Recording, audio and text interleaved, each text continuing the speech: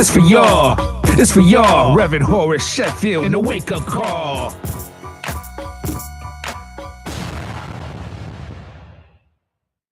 It's time. It's time. It's time for the wake-up call, y'all. Come on. Come on. Come on. Come on. Yo, it's time. He's on the line. This is knowledge and power for every mankind. For every generation that's in these streets. We making sure you ain't walking in your sleep. We're in your town, your city, and community. Promoting good health, wealth, and unity. We educating everybody, y'all. Reverend Horace Sheffield, the wake-up call. It's for y'all. It's for y'all, Reverend Horace Sheffield, the wake-up call. It's for y'all. It's for y'all, Reverend Horace Sheffield, and the wake-up call. Good morning, good morning, good morning, everybody. Y'all make some noise in this place. Let's make some noise. Yes, let them know it's rocking on Grand River, Wyoming early. This is the Wake Up Call with Horace Sheffield and friends. And today it is just friends. My name is Chantel Watkins. I will be leading the show today, but I got some great co-hosts. Okay.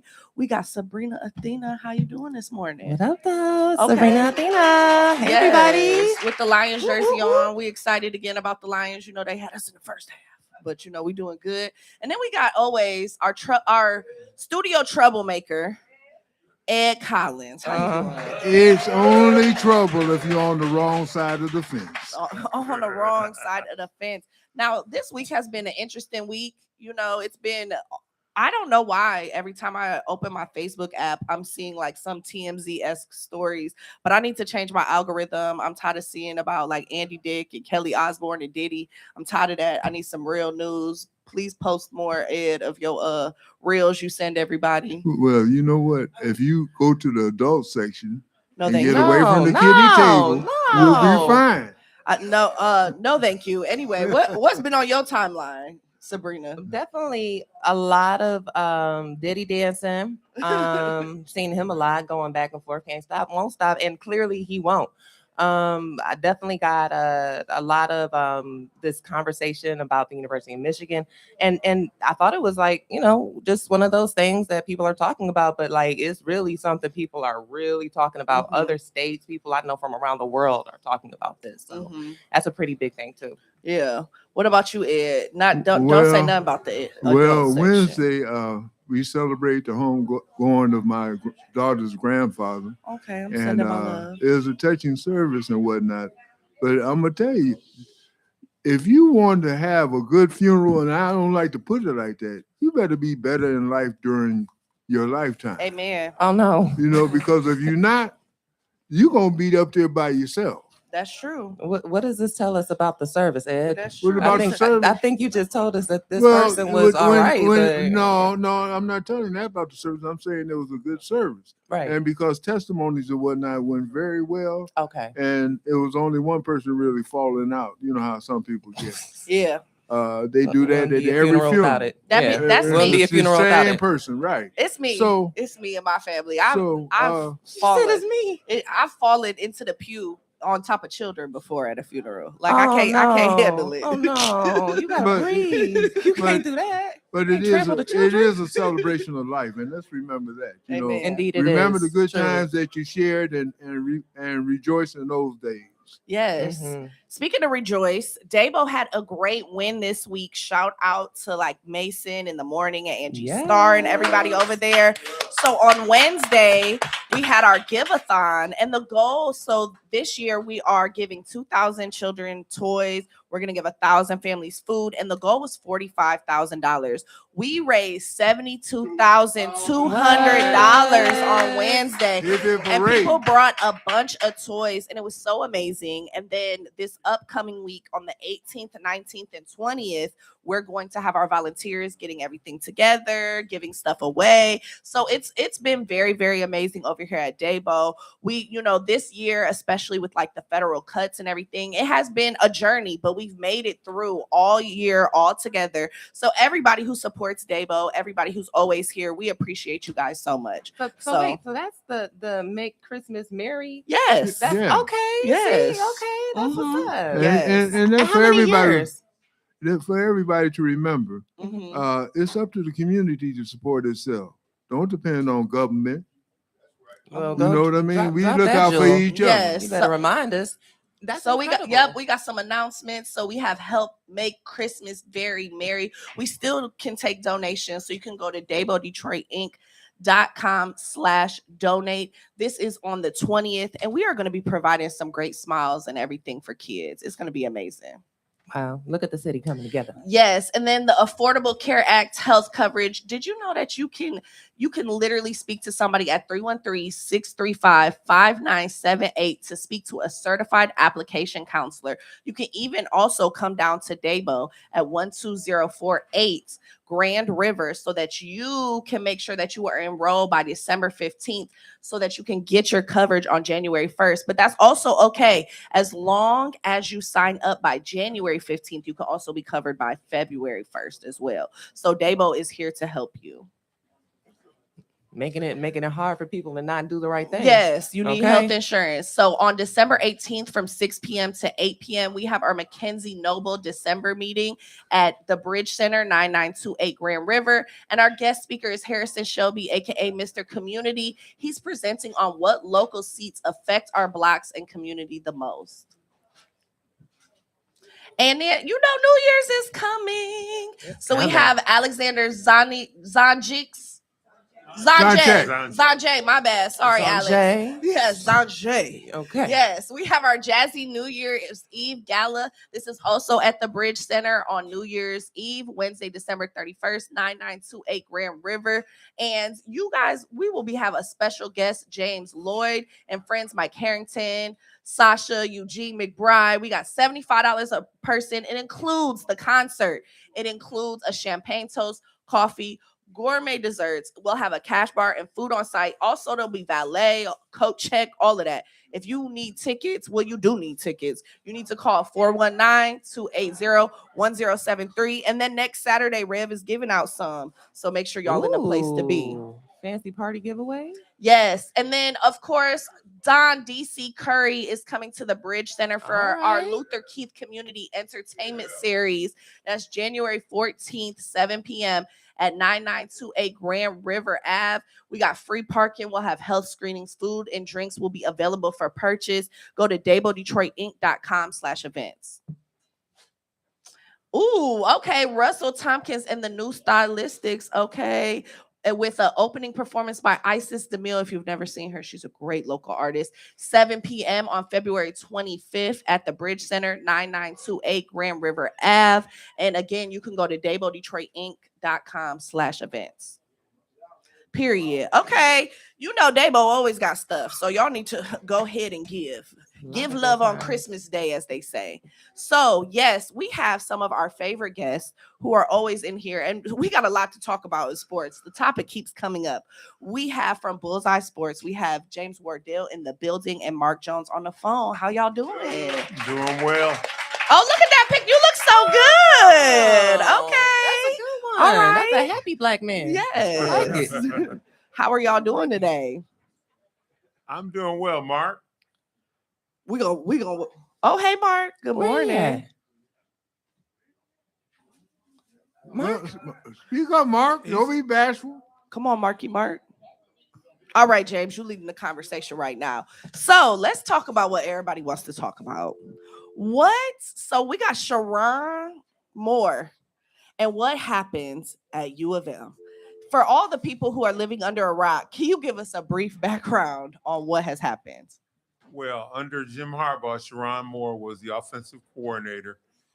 He was the head coach for the games during the championship season. Mm-hmm. When Harbaugh left, Sharon Moore was a handpicked successor. Now, I believe that some of the powers that be at Michigan never got on board with Sharon Moore. If you look at his first year, he was 8-5, but he took a team that, number one, had the most draft picks ever go after that championship game. Period. And he was not allowed, he wasn't able to recruit because Harbaugh left so late. Then last year, because Harbaugh really didn't want Bryce Underwood, he was able to flip Bryce Underwood And a lot of people thought that they should be a championship team this year. He went 9-3, losing to only ranked teams, and he lost to Ohio State on the last game of the year. Now, this is where it gets to be kind of hazy. The story about him and his subordinate supposedly has been out there for a while, but it started to really get big after the Ohio State loss, which leads me to believe that he might have been under a "you better win at Ohio State or else" order. So, we have not heard anything from his side. We've only heard from the, what's been let out on Michigan's side. Yeah, we got Mark on the phone, right, Mark? Can you give us your take? Can you hear me? Yep. Listen, this is the thing, though. All what Jim said, and that's just, the inferences are always there when there's a black coach and he gets fired. But the fact of it is, this man had an affair that is not with a staffer, and that is something that's a fireable thing. I know that we want to protect him, but he did do that. There was another man that had said the athletic director, what's his name, escapes me really quick. The athletic director brought everybody in because the rumors were so high and said, listen, if you guys have evidence that these people are doing that, then show me. If not, I don't want to hear any more about it. They had conducted an internal investigation, and the investigation said they were not having an affair. They could find no evidence of it. And then this lady called on Wednesday after she was fired and said, no, there was an affair, and I got proof. Because it's supposed to get him. Because they gave the man an opportunity to either do two things, because it was all speculation and conjecture. The one, to reassign her or fire her. And he took the position that he was going to fire her, and then she came back from a woman scorn, and this is what happened. Now, this is a tragedy because there are so many players that are involved in their lives. There's the recruit and the coach that are involved, the family, the wife, and the children. Now, the children are too young to know what's going on, but it could change their lives and their quality of life forever. But the wife is involved, and she's been named. She's got to live through this, through the public. And that, so this is a tragedy, and I'm upset about the whole thing. He made a big mistake that could have been forgiven and forgotten if he hadn't done the things they did to put him in jail. This is something That's true. that I think is the biggest scandal that hit Michigan area sports, I think, since I've been alive. So I have a question. Who do you think is going to replace him with such, heavy position at this point? All eyes on whoever's next. Somebody that looks like paper. All right. Sounds very vanilla. Mark made mention of the AD Ward Manuel. He's an African American. He probably will lose his job on this. Oh, wow. You know what? If they don't get somebody a heavyweight, the recruiting staff of the recruits that Moore was able to obtain are going to go someplace else. Yes. And he's got a bunch of 5-star players that have committed to come to Michigan. He's filling in the receiver spots. He got some running backs coming to make that offense gel. And with him being gone, they might have to call on Dion. I'm gonna just say it like it is. You think Dion? No, because people will come because of Dion. You can say what you want to about anything else, but a young black player, if you say Dion is gonna be here, they coming. Listen, that sounds like a decent Band-Aid for it. I get what you're saying, but I don't know about that. I think Colorado, you are 100% right. But after Colorado season, his illness and that, I think that some of that makes sense. Yeah. Well, Michigan has more resources than Colorado, so it'd be an interesting thing. And I'm gonna just say this: They talked about his son, but look what his son has done. Yeah. Okay. It'll never happen. The Michigan people couldn't handle it. Uh-huh. Well, But I will say this. Ann Arbor, flip upside down. Alabama coach the board, and also Arizona State football coach. What is it? Dillingham? Is it Dillingham or Dilling something like that? Dillingham. Dillingham, yeah, Dillingham. Yeah. And every recruit, every coach that has will probably bring some of his players with them. So they'll lose some and gain some. Well, but if they get they need to get a pristine coach, a coach with presence, a coach that white or black, a coach that has that is good, known well. I hope it could be black. I'd like to go get the Notre Dame coach. Well, So let's see what they can do. out of the box hirings could be, the usual suspects. Jed Fish at Washington. Michigan's beaten him twice. DeBoer, they've beaten twice. So, I don't really, and I really think they need to stay away from the Harbaugh brand. But two names to think about. Mark mentioned Marcus Freeman already. He's done a good job, but Notre Dame got in some stink because they didn't make the playoffs and they started crying and stuff like that. So he might be ready to leave. Right. And you always have Mike Tomlin out there. So Michigan State has also gone through something similar. So we're talking about Michigan State and U of M. How do you guys really feel like the players who are currently playing are being hurt? Well, I think that the players these are two leaders of men. And these young guys are probably just saying, wow, what are we doing?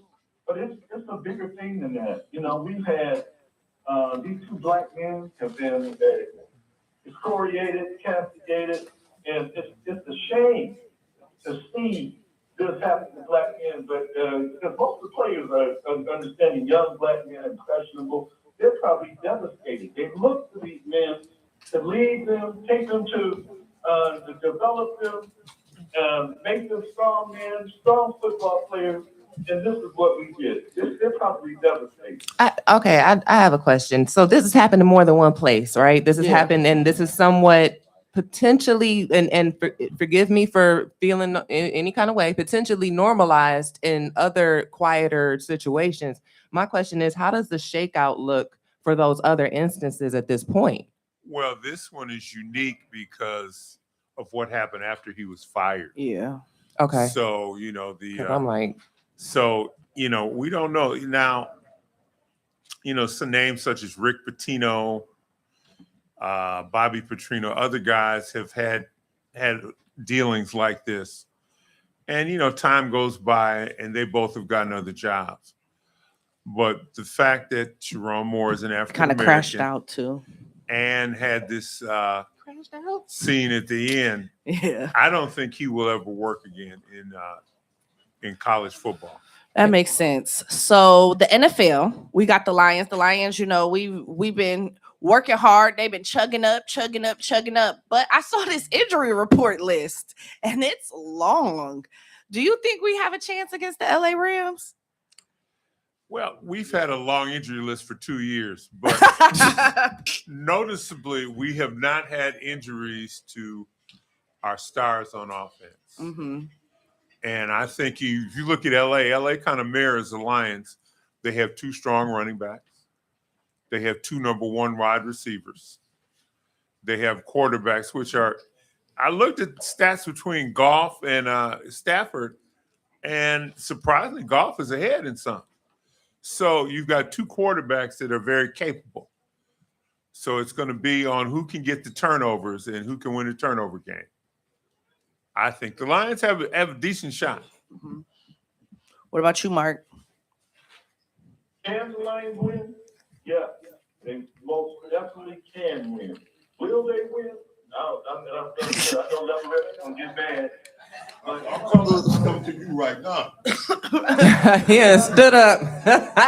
You spoke them up, Leverett. I'm right here. Live and living color. No. Yeah, I'm in LA. They hit the Lions have the offense has problems with good defense, top side. Leverett's chomping. Okay. I've been. right, Mark. You know, I'm disagree without being disagreeable, but I believe that the Lions can win that game. We got one of the best offenses in football. So therefore, if the Lions can limit Matthew Stafford, you keep him on the sideline, we got a great chance to win that game. And don't forget, we got Jahmyr Gibbs and David Montgomery. If they can run that ball, we will give them fits. And if the pass rush can get to Matthew Stafford, we're going to win that game. And don't forget, we've beaten them the last 2 times. We have. We've beaten them the last, thank you, Coach, the last 2 times. But now, Mark, I don't want you coming in here with Lions paraphernalia. Yeah, the Lions. I said it all the time. You made that prediction. James and Leverett and Sabrina Athena, they represent right now, Mark. Absolutely. So we got.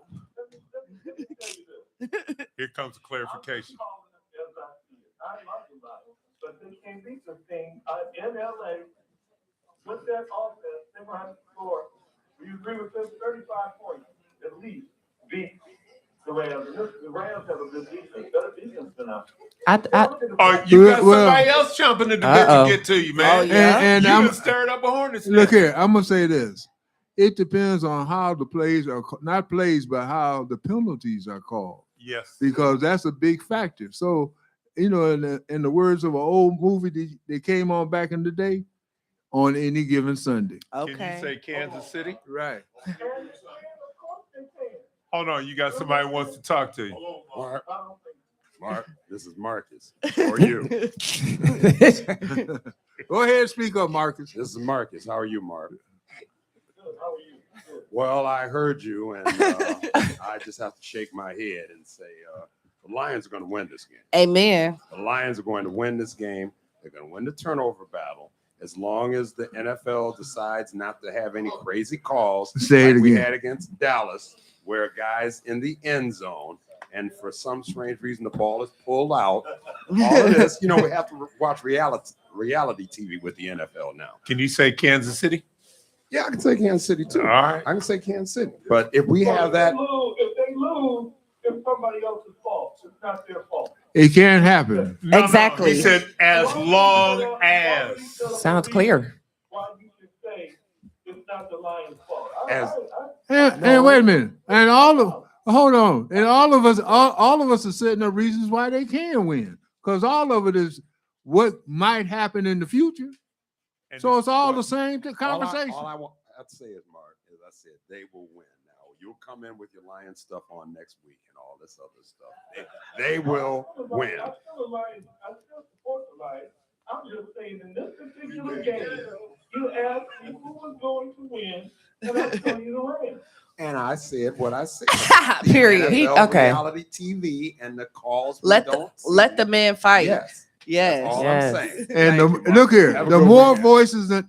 voices in the cosmos are in the same direction. Period. It will make things happen. Amen. So Mark, get on board, and the Lions will win. Yes. Don't come in here with that doubtful So- Dorothy stuff.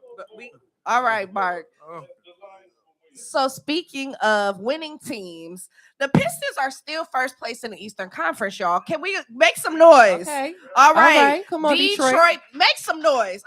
Put y'all forks down. You ain't Put got your the Forks Forks down, down. hands You ain't got together. Right, you ain't got the chew to be able to clap. You know what I mean? Don't let You can chew and clap. Right. All right. So everybody's talking about maybe they should make some trades to improve in the long run, but I think it's working, so why if it ain't broken, don't fix it. But what do y'all think? A trade would mess with this chemistry we have. Say it again. And you look at last night's game. Isaiah Stewart had 17 points. They had eight players with double figures and one with 9, one with 8. So you've got 10 players making a difference on the score.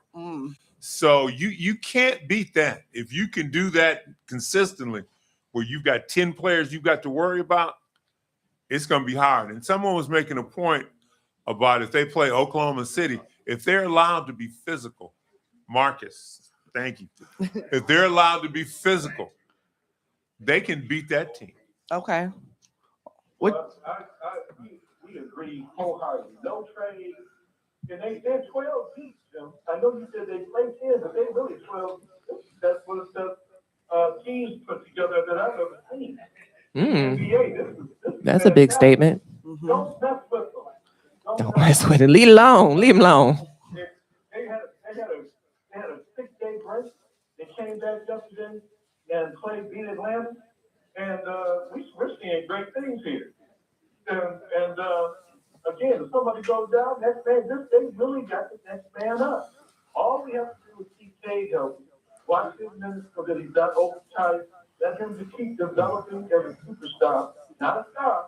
This man is a superstar in the NBA. He's one of the top 5 players in the league right now. Ooh, and the Pistons got him. Well, Period. let's just look at what they would trade for. Anthony Davis? No. He's not on their timeline. He's older on the downswing. Man, he's spent too much room in Street clothes and Davis, treatment. yeah. Right. The other younger guy than me. is who is it? Marketing. He's not really on their timeline either. You've got a young team, most of them under 25. So why would you get an aging vet? Trade away your core to get an aging veteran. Yeah, that makes sense. It makes no sense. The only thing I don't like is the new nickname, the Nasty Boys. I'm against it. No. I don't like it. Very sassy. That way you go with the old. We back to the bad boys. The Bad Boys. Bad Boys I don't was like fine. the Nasty We got the point. They gotta. They need their own name. Not that name. Going to work. Can we do Pistons, something Bad else? Boys. Can we do Who something voted? else? Can The we Nasty revote? Boys. Yeah. Nasty Boys. Their defense is nasty. No, Okay. but that could mean a whole lot of different things in today's environment. Well, we know if I'm talking to Ed. Yeah, I know Yeah, you know where Can we run this back to U of M real quick before, what I'm saying? Because I have another question about college hoops. So we know that U of M is like ranked number 1 right now. And then so we got Michigan State, that's number 9. At this point in the season, is it safe to say they can sustain this momentum, or maybe they are a little bit using their rocket fuel right now? I would, Michigan, by beating people on the average of 30 points, that's not sustainable, I don't think. Okay. When you get to the Big Ten, they will have some close games. And you need some close games before you go to the playoff. Okay. You don't want to be beating everybody by 40 and 30. And I was talking with Mark and others about you don't want to go in. I don't want to go into the NCAAs undefeated because a lot of times you're not playing to win. You're playing not to lose. Okay. And you want to get that feeling of a loss, get it out your system so it won't happen again. What about you? Listen, if they go undefeated, so be it. I'm not taking any loss. I think they can win the Michigan can win the national championship and win. I don't know how many losses they're going to have, but it won't be many. Oh. It won't be many. They may not go undefeated. I hear, wisdom is, I hear what Jim is saying, but they got to play every game. They're not going to, I expect them to win the Big Ten tournament. I expect them to win the national championship. If they lose 5 games, it's okay. If they lose 10 games, they're still going to win all of those things to be bring back the gold at the end of the season. 10 games, I don't know. They have an injury here at the end of the season, during the season, or injuries. It's a long, grueling season. And Michigan State is good too. They're not quite as good as Michigan, but they don't shoot as well right now. But Izzo's a good coach and is improving them. It's going to be a great state. Cool. Watch basketball in and this coming winter. I appreciate that y'all are always at total opposite ends when it comes to opinions. So we are wrapping up. Sports is hot right now, okay? Sports is super hot. So tomorrow is the Lions game, and I feel like I know how everybody feels, but we're going to start with James, and we're going to go down, and Mark, you'll be last. Win or loss? Lions pull out a close one. Close one. What about you, Ed? Well, I think they're going to take some of this chilliness from Detroit and lay it down on the Rams. And by doing so, we should come out with a victory. Okay. Winners win. Winners win. Go Sports. You already know. Go Sports. Go Lions. And what about you, Mark? Lions lose 35-28.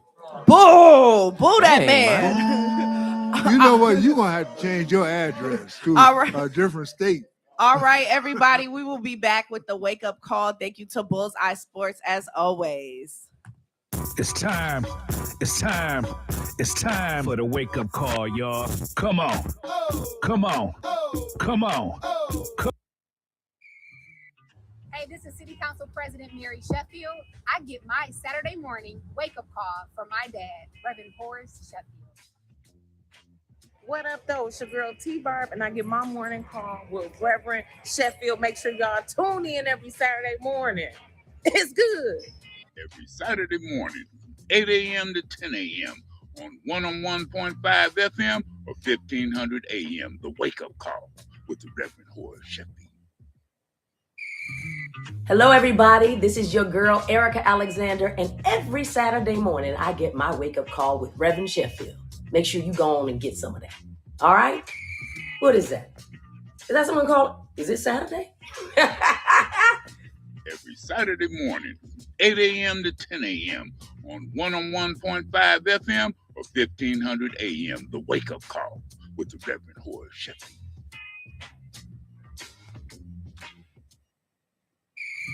Hey, what's up, y'all? It's your man Mike Epps, and I get my Saturday morning wake-up call from Reverend Sheffield. Make sure you get yours. I'm Hester Wheeler, and I get my Saturday morning wake-up call from Reverend Horace Sheffield. Every Saturday morning, 8 a.m. to 10 a.m. on 101.5 FM or 1500 a.m. The wake up call with the Reverend Horace Sheffield. Hey, this is City Council President Mary Sheffield. I get my Saturday morning wake-up call from my dad, Reverend Horace Sheffield. What up, though? It's your girl T-Barb, and I get my morning call with Reverend Sheffield. Make sure y'all tune in every Saturday morning. It's good.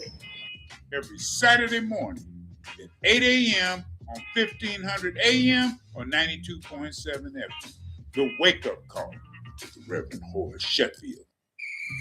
This is Super Bowl champion Lomas Brown, and I get my Saturday morning wake-up call from Reverend Horace Sheffield, my man. This is Grover in Kansas, and I get my wake-up call from Reverend Horace Sheffield every Saturday morning, 8 a.m. to 10 a.m. on 101.5 FM or 1500 a.m. The wake-up call with the Reverend Horace Sheffield. Yo, what's up, guys? It's your girl, Randy Rosario, comedian and TV host. I get my Saturday wake-up call with my guy, Reverend Horace Sheffield. Think about it. Good day. I'm Sheriff Raphael Washington, Wayne County, and I get my Saturday morning wake-up every Saturday morning from Reverend Horace Sheffield, and you should too. Every Saturday morning, 8 a.m. to 10 a.m. on 101.5 FM. Hey, this is City Council President Mary Sheffield. I get my Saturday morning wake-up call from my dad, Reverend Horace Sheffield. What up, though? It's your girl T-Barb, and I get my morning call with Reverend Sheffield. Make sure y'all tune in every Saturday morning. It's good. Every Saturday morning, 8 a.m. to 10 a.m. on 101.5 FM or 1500. It's for y'all. It's for y'all, Reverend Horace Sheffield in the wake-up call. Good morning. Everybody make some noise. Yes, this is the wake up call with Horace Sheffield and friends. My name is Chantel Watkins, and I'm joined by, some amazing people, Sabrina Athena, What up, though? What up, Ed though? Collins. And we're in here, we just talked about sports. And during the commercial break, me and Miss Athena were having a conversation about the crash out that happens after, what's this coach's name? The U of M coach, Sharon. Yeah, more. And the crash out to me was like the part that got him in the most trouble. Absolutely. Him crashing out and breaking into the lady house, putting it was apparently a butter knife too. Don't know what he was gonna do with that. Putting it up to her neck, saying he was gonna kill himself. No, that's not the story. The story is he threatened to commit suicide. But he didn't put a hand on her. Yeah, he did. No, they talked about it in court. That's why he's out on a personal bond. Okay. Okay. Well, I need the if he story. threatened her life, he wouldn't be out on a personal bond. Well, there's conflicting reports. We so don't. no, I'm saying what they said in court yesterday. Okay. I looked at the hearing. I looked at it. I heard it from the judge. Period. The judge told the jury. The jury told me. Right. That this is how it is. Yeah. My thing is that this all stems around another bigger topic that a lot of people don't want to talk about, and that really is mental health. Yes. Like we talking about this immediately reminded me of conversations I've had as a former military spouse. There are people who crash out like this who should have better understanding. Like your spouses, you got to understand if you got somebody with traumatic brain injury, for example, you need to understand neurology a little bit. Make sure that person get their rest. Make sure that person get their food, because when they not on point, suicide threats, butter knives, all kinds of stuff get abused. I hear you saying that, but I think the crash out came off of 5.5 million a year to zero. I think that's what the main problem is. You know, if you made that kind of money and the next day is gone, yeah, I'm not talking about possibility of getting it back. It's gone. You know, we talk about he had a 5-year contract, so that's close to $30 million gone.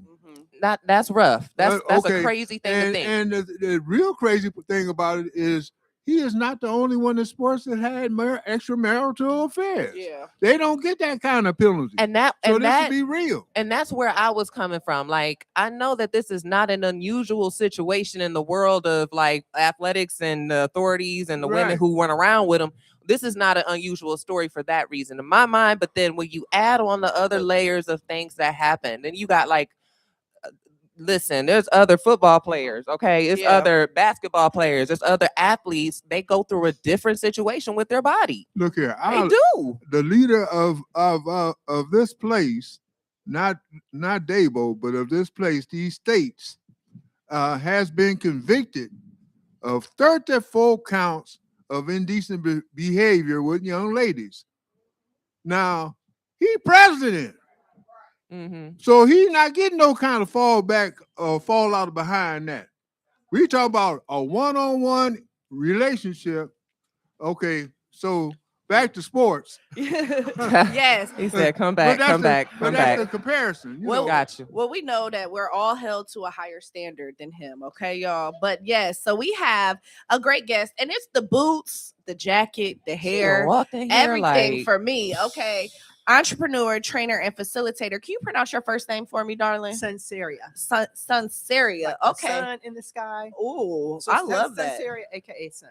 Sun. Okay, we got Sunseria, aka Sun Reed. She is an entrepreneur, trainer, and facilitator, and she's gonna talk to us about helping start up businesses, build clarity and confidence to grow. How are you doing today? I am great. Thanks for having me, you guys. I'm in Florida. I kind of like have a dual residency here, but I didn't realize I missed the snow.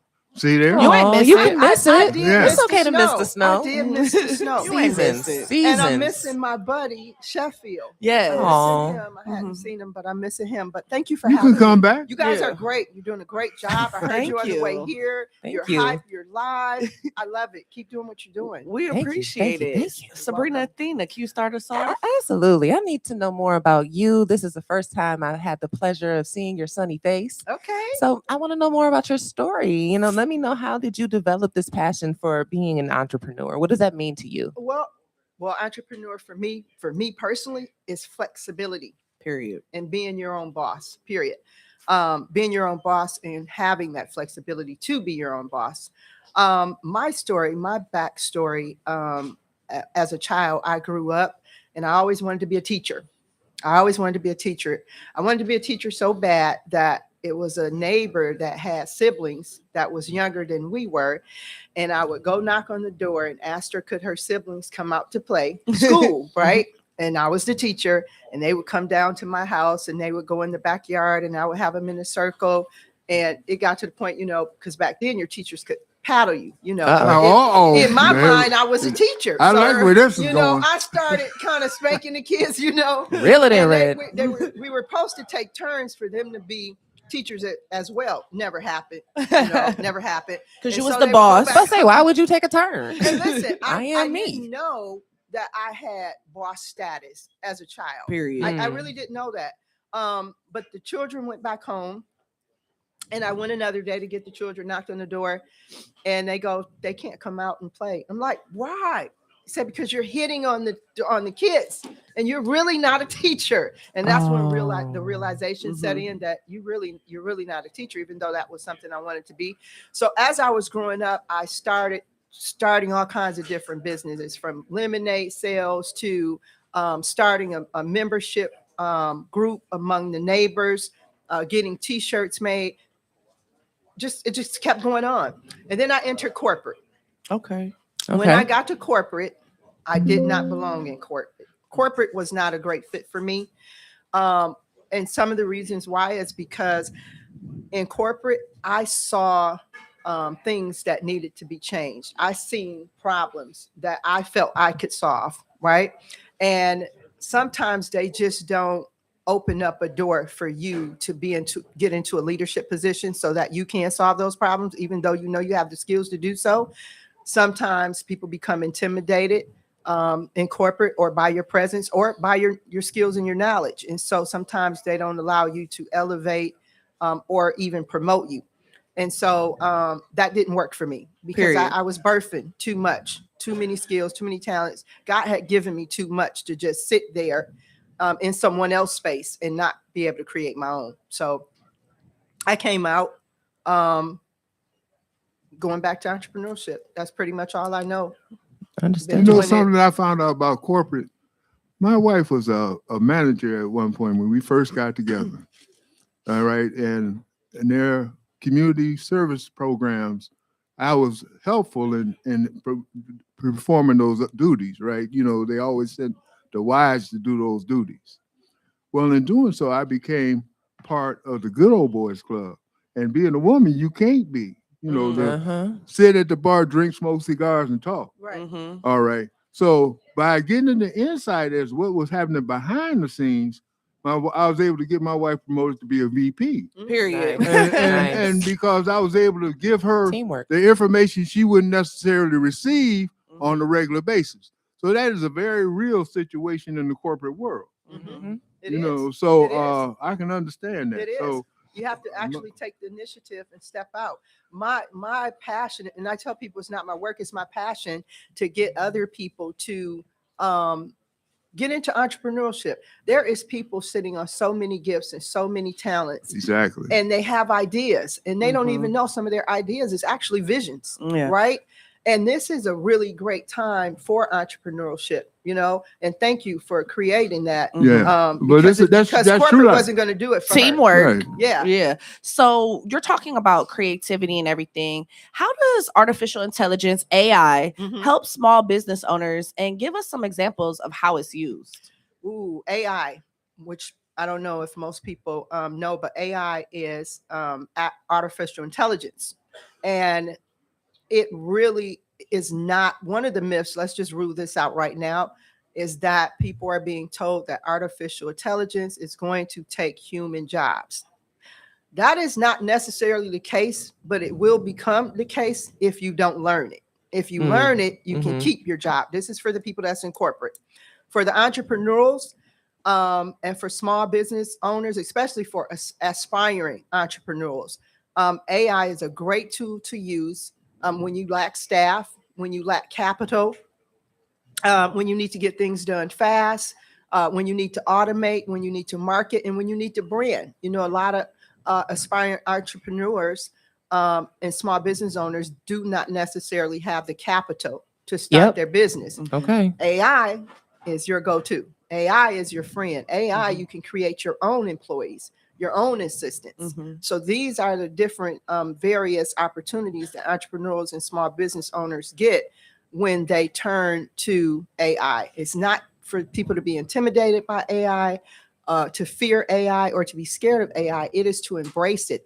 It's not even the future. It's now. It's and happening. it's moving extremely fast. Absolutely I tell happening. people get on this wagon now. So what are some of the myths that you commonly come across in your work? One of the myths. One of the myths was definitely that people are fearing that AI is going to replace human jobs. Now, this is not a theory, okay?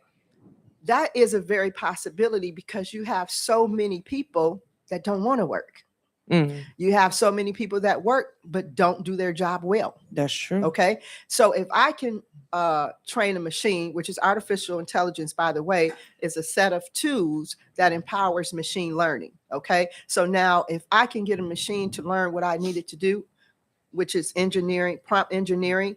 Prompt engineering is knowing what to put into the machine to get out what you want. It's like going to the bank, making a deposit, and then you go back because you know you made a deposit. So you want something out of it. Same thing. However, this machine learning and these computer opportunities that will eventually replace people's jobs. Some people just don't need to be in the position that they're in at the end of the day. Now, if I'm an employer and you're late for work, and when you get here, you're not doing what you're supposed to do, and then when you do it, it's not done right. That's called quietly quitting. Quietly quitting, Yes. right, in a nice way before you're terminated, and right? collect And so unemployment. if I get to that point, right, miserable. I can now replace you with AI. Oh, That's yeah. not something we want to do. We want to train the people, the employees that's in corporate, and teach them how to use it so that they're not replaceable. Interesting. So you say that now is the perfect time to become an entrepreneur. Tell us why it's the perfect time. You know, some people might feel, you know, the economy's crazy. People aren't really, you know, but you say it's the perfect time. Explain that to us. It's the perfect time to become an entrepreneur because during economic downturns and economic challenging times, these are the times where people become innovative. These are the best times where people can say, you know what, I got an idea I've been sitting on. Let me try and execute it. Another reason is because innovation opened up the doors for opportunities, and opportunities open up the door for problems. For people to see the problems and come up with solutions. Hello, marketing. Well, you know what? One of the best things about being an entrepreneur is that when you work for somebody else, you're never paid what you're really worth. So absolutely if you can come up with an idea that you can charge less than what your expertise is that the big businesses are doing, and you can pay yourself and your employees more, that's a win-win situation because customers will come to you because they're paying less. It's all about the bottom line. So if you can create a big enough bottom line for you to exist, I suggest that you do that. Because ain't no way a business is set up like that. I'm gonna pay you the least amount you'll accept because that increases my bottom line. So you're absolutely right, and a lot of people don't know their worth. Right. Yeah. So entrepreneurship, one of the things that I do, I'm always motivating people about resilience and perseverance, but also knowing your value and knowing your worth from a business standpoint and from a personal standpoint. Yeah, they better go back and look at Roots. You know what? No, seriously. You leave Kunta when Kinte he out of held this. his new baby up in there and said, the only thing greater than yourself, Amen. you believe that about yourself. But speaking of Roots, that's really good because Roots reminds you of when the slave masters didn't want you to read. Right. Yeah. You know Okay. about reading. So this is the same thing with artificial intelligence. Okay. Knowledge is what? Knowledge Power. is power. And so when you get it and you know it, it gives you additional strength because you have the power. Now you have additional strength. But in order to get that power and that strength, you have to be open-minded to get it.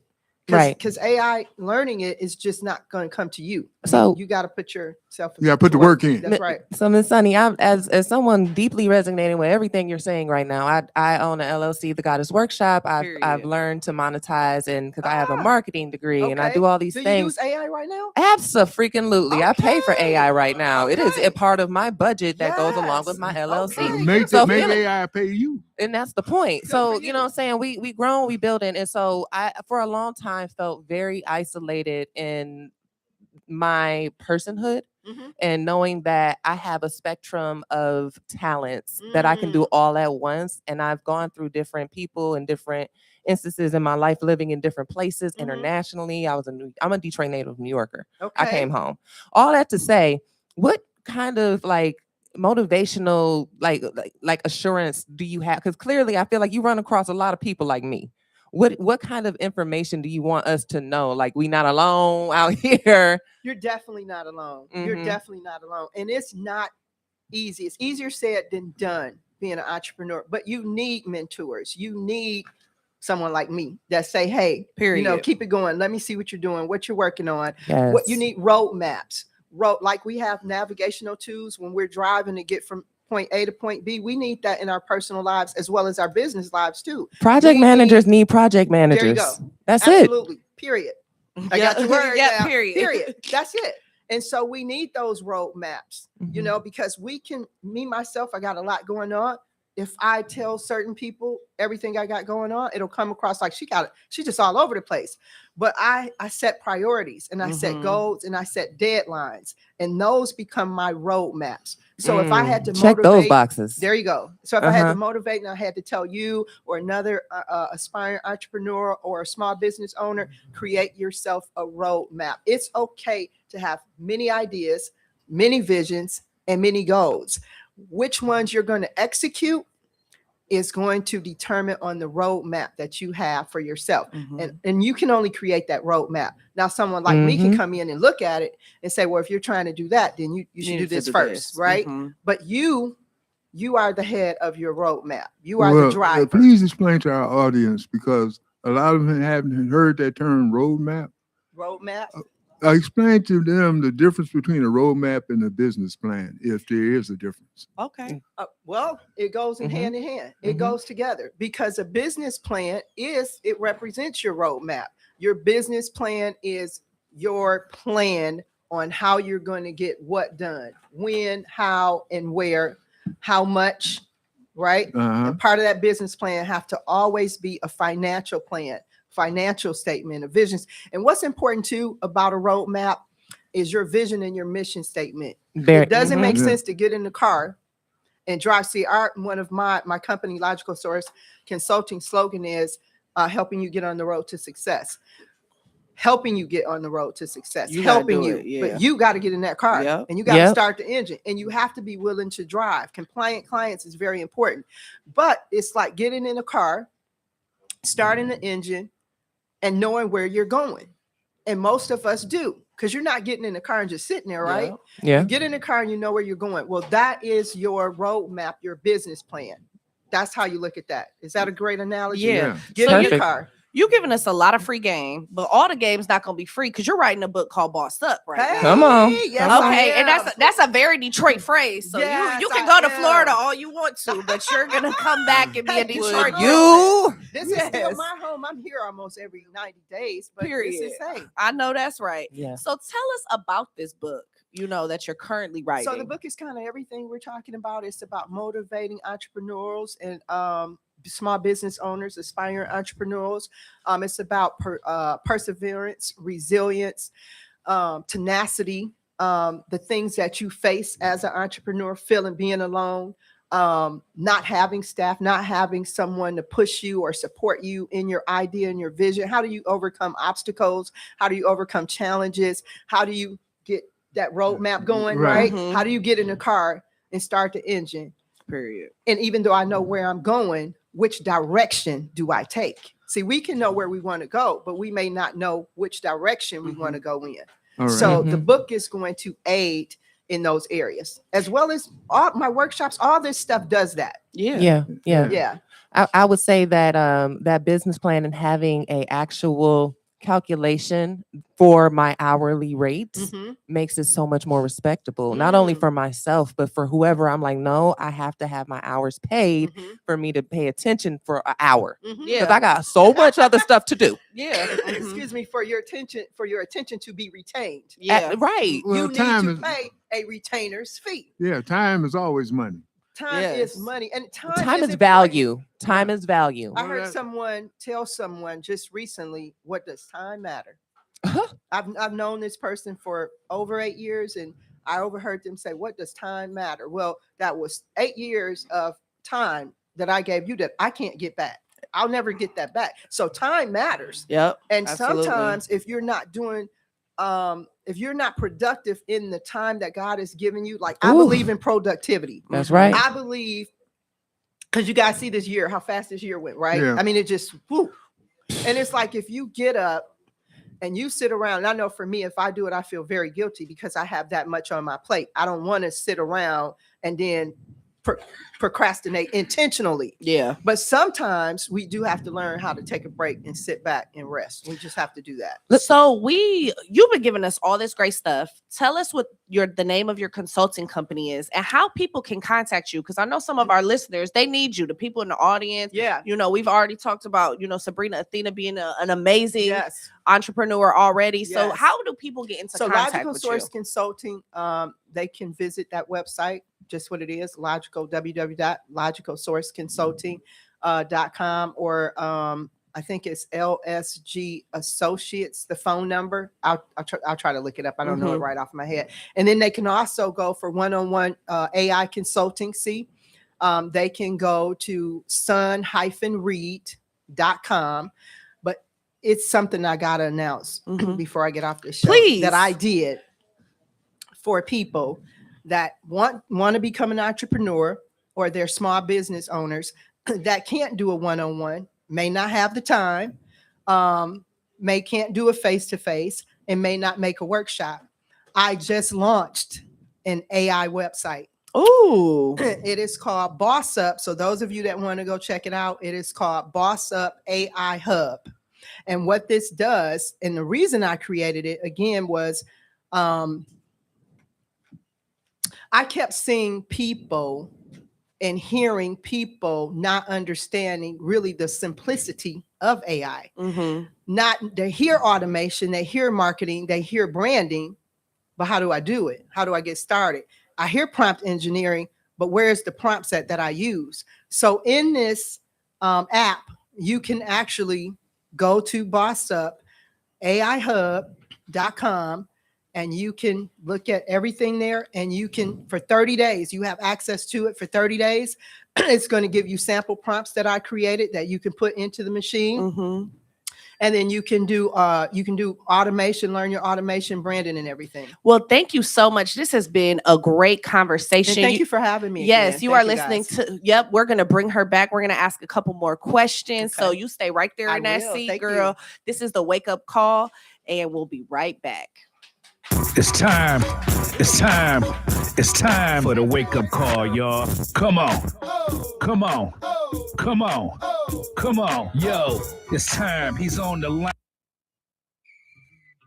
Hey, this is City Council President Mary Sheffield. I get my Saturday morning wake-up call from my dad, Reverend Horace Sheffield. What up, though? It's your girl T-Barb, and I get my morning call with Reverend Sheffield. Make sure y'all tune in every Saturday morning. It's good. Every Saturday morning, 8 a.m. to 10 a.m. on 101.5 FM or 1500 a.m. The Wake Up Call with the Reverend Horace Sheffield. Hello, everybody. This is your girl, Erica Alexander, and every Saturday morning, I get my wake-up call with Reverend Sheffield. Make sure you go on and get some of that. All right? What is that? Is that someone called? Is it Saturday? Every Saturday morning, 8 a.m. to 10 a.m. on 101.5 FM or 1500 a.m. The Wake Up Call with the Reverend Horace Sheffield.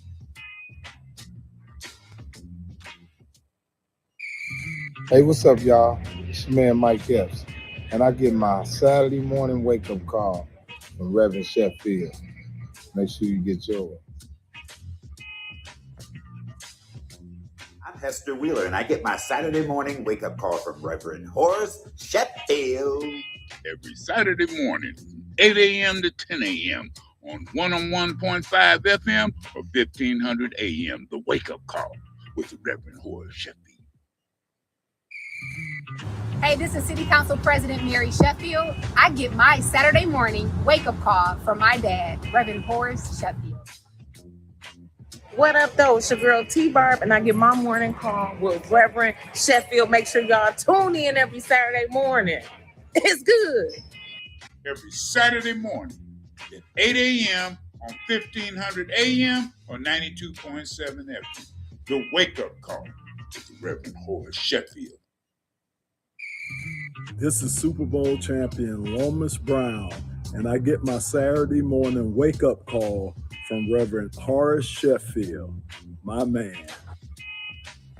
This is Grover in Kansas, and I get my wake-up call from Reverend Horace Sheffield every Saturday morning from 8 a.m. to 10 a.m.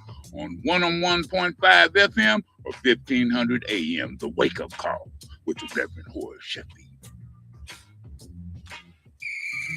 Yo, what's up, guys? It's your girl, Randy Rosario, comedian and TV host. I get my Saturday wake-up call with my guy, Reverend Horace Sheffield. Think about it. Good day. I'm Sheriff Raphael Washington, Wayne County, and I get my Saturday morning wake up every Saturday morning from Reverend Horace Sheffield, and you should too. Every Saturday morning from 8 a.m. to 10 a.m. on 101.5 FM or 1500 AM, the wake-up call with the Reverend Horace Sheffield. It's for y'all. It's for y'all, Reverend Horace Sheffield and the wake-up call. And we are back with the wake-up call with Horace Sheffield and friends. As you can see, it's just friends. And we good friends, okay? Because we having a good show right now. The best of friends. Yes. So we got Ed Collins, Sabrina Athena, and of course, it's your girl, Chantel Watkins, a.k.a., as Rev always says, Chantel the hippie. That is me, the diplomacy doll. And so we still got Miss Sun in here. And your picture is beautiful that they had up there. Look at that. Thank you so Look, much. that's a good That's headshot nice. right there. Girl did just well. I You guys would, did yeah, well. I would trust you. I would trust You you would for trust sure. me just because of the picture. Huh? Yes, I'm like, Come she's on, serious. But That's the point. That's the point. Marketing. She did with her. She did her big one. Yeah. That's the right picture for this show. Yes. So I have a question, because sometimes when people go into entrepreneurship, they might just be like, oh, I just don't want a boss, so I'm going to open a business. I'm going to go do something. But it takes way more than that. And from, I ain't never been no entrepreneur. It's not in me, but there are plenty of people who it is in and they strive better there. But there are some people who go in it just because they don't want a boss. Like, what do people need to do in order to stay motivated and to really be an entrepreneur? Because I feel like from the outside looking in, it's probably way more work. And it would be. It would be because you put more time into it, because now it's your vision. You birthed it. Now you got to take care of it, right? You sowed the seed. Now you got to water it. Now you got to nurture it. But it's not always easy being a boss. You have to become a boss. And sometimes that take you being in corporate, being submissive, understanding challenges and how to overcome them, understand being told what to do, why you're being told what to do. And sometimes even dealing with corporate abuse, like, people just making you do stuff just because they can. When you go through those things, such as I did, I was fired for some jobs. I'll give you a short story, because sometimes people are pushed into being or becoming a boss. I knew I was, like I said, when I was younger, I wanted to be a teacher, and I knew I had skills, but I didn't know how to utilize them and operate them at the time. So God pushed you.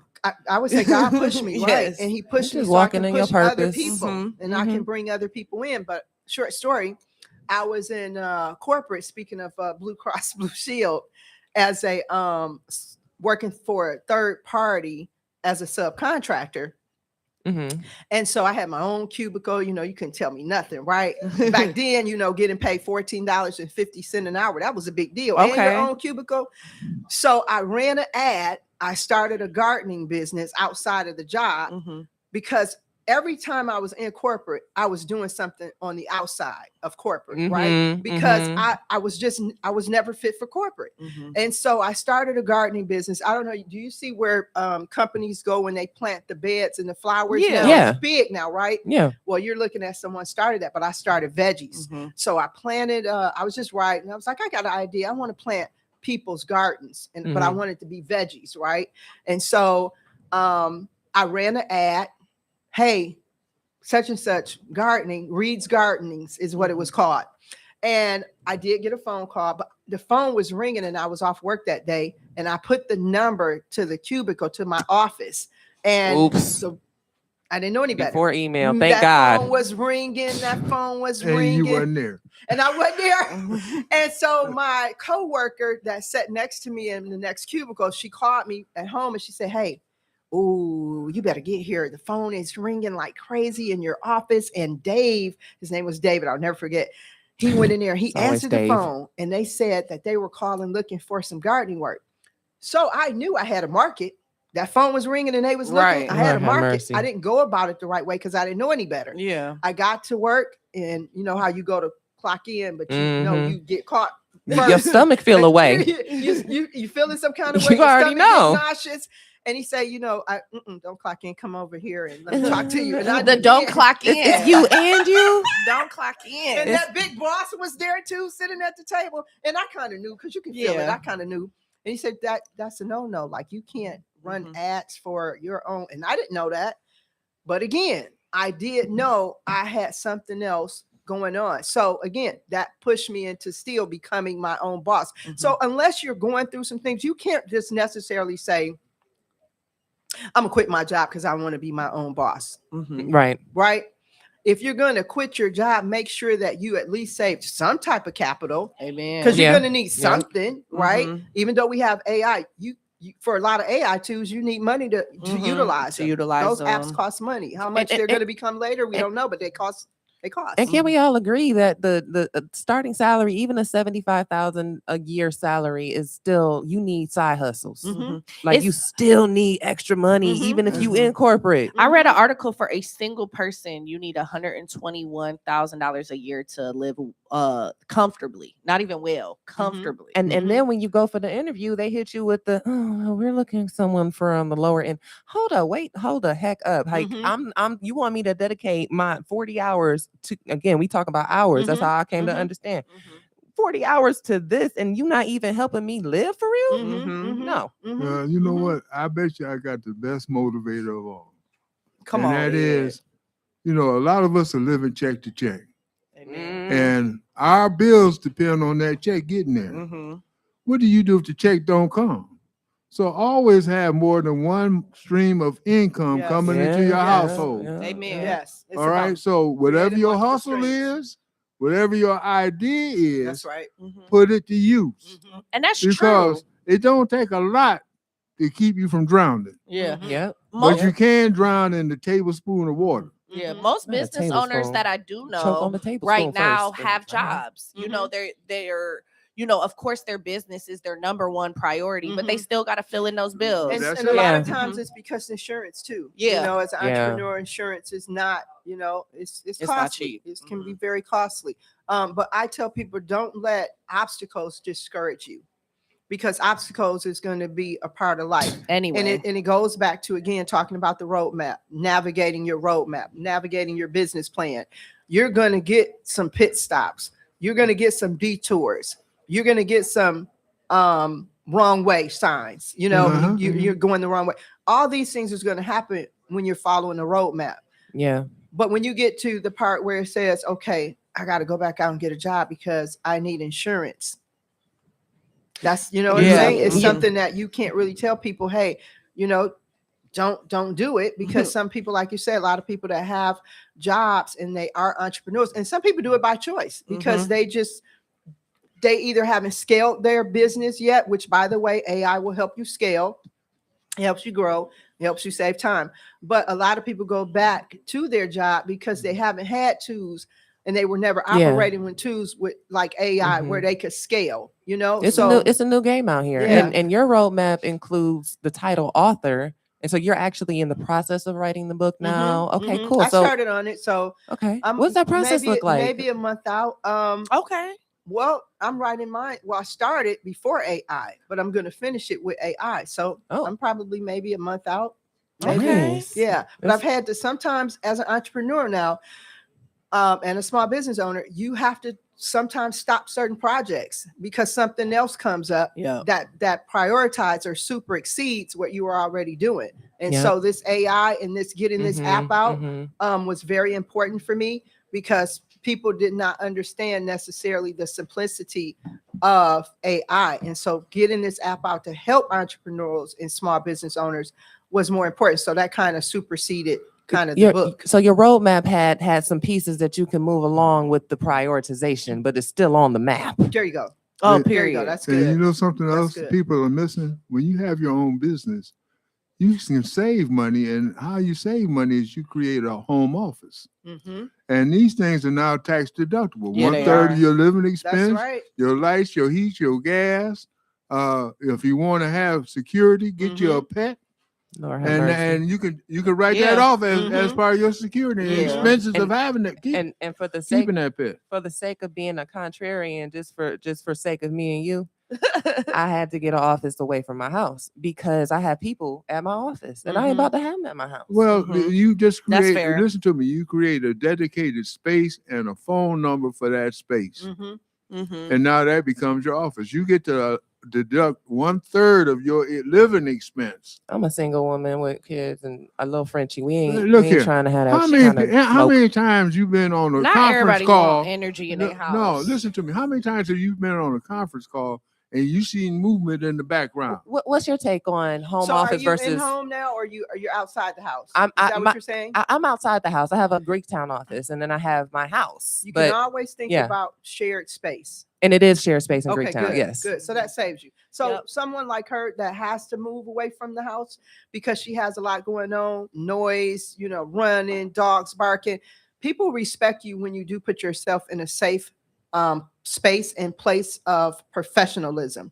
I would tell you that for sure, because when I call certain places, depending on the kind of places they are or the industry, I want professionalism. I don't want to hear your children. I don't want to hear your dogs barking.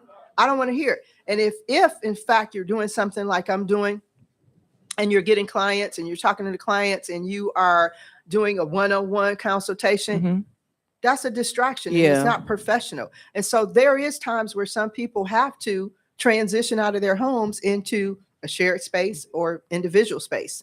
You're talking about professionalism. What do you think is like some of the biggest mistakes people make as entrepreneurs? Like what are, especially starting out? Ooh, that's a really good That's a good question. Lack of communication skills. That's huge, because you have to be able to understand the problem in order to solve it. And you can't understand it if you're lacking communication skills. I think also from a professional standpoint is how you carry yourself, how you look. Like you can't walk up on me and look a certain kind of way and offer me something and you're not up to par. You understand? Come on, nonverbal communication. Oh, there it is. Yep. Come on. That's what you are. That's what I am. Hey. Yeah. Okay, definitely. We already know. So yeah, that's what it is. And those are mistakes. So sometimes people need to learn, first of all, entrepreneurship etiquette, because entrepreneurship etiquette does exist. How you look, how you dress, how you speak, how you walk, what's your posture, what's your take, that's all a part of it. Let me straighten my back. All of that. Because if you you sit in this, if you look in a certain, and posture just not always meaning how we're sitting, but How you your carry posture, yourself. your state of mind, And so everybody that wants to be an entrepreneur, just like everybody that wants to be a preacher, God didn't call. Everybody that wants to be an entrepreneur. Amen. Somebody felt that one. Hold on. We got a cackle back there. You know what I'm saying? Everybody that wants to be an entrepreneur doesn't mean you should not still stay yourself in corporate. Yeah. That's real. Right. So that's kind of torment, man. Yeah, It's and hard. you to know stay in what? a job you don't want to do. That's so real though. I come across when so you many have to- small business owners who aren't doing the things like, I'm Yeah. trying to book a birthday party with like a small owned business, trying to prioritize these things. And they contact me a week before the birthday party. I contacted you 2 months ago, coming across a lot of those issues. So you talked about mentorship. Who were your mentors? Ooh. Oh my gosh. Period. Well, Becoming. one is still Reverend. Your Reverend. He We go everybody back mentor. years. We go back years. His tenacity and his strength to keep going on even when he is attacked or up under attack, right? He knows how to address it and keep going. Battle tested. Yep. I have a lot of mentors. One of my mentors was she's a celebrity mentor, but that was Oprah Winfrey. She was a Period. mentor for me. The friend in my head, girl. Yes. Yeah, she was a mentor My for me. I can't think of anybody that I'm really close to necessarily locally, because my mentorship is kind of like nationwide with different people from maybe even sometimes like celebrity status. It's like you drew inspiration from their work. I drew inspiration. Like one of mine is Bosma St. John. She's incredible. Okay. Like she's Dr. Cheyenne is one of my mentors. I like the way she addressed from a psychological standpoint and how I love her approach to getting to dissect and analyze problems and issues, because I'm very analytical. Anybody knows me know that I analyze. I'm very analytical. But Nate from nationwide, I'm getting inspiration all the time. Yeah. So it's just no one person that I could really give all the credit and stay inspired, right? Like research your industry, research the people who, you never know who you'll draw inspiration from that channels itself in a way that can profit you. Yeah. But to that point, you can't be shy about being inspired by people. Sometimes you ask somebody and they'll be like, oh, I get everything from myself. I'm motivated by myself.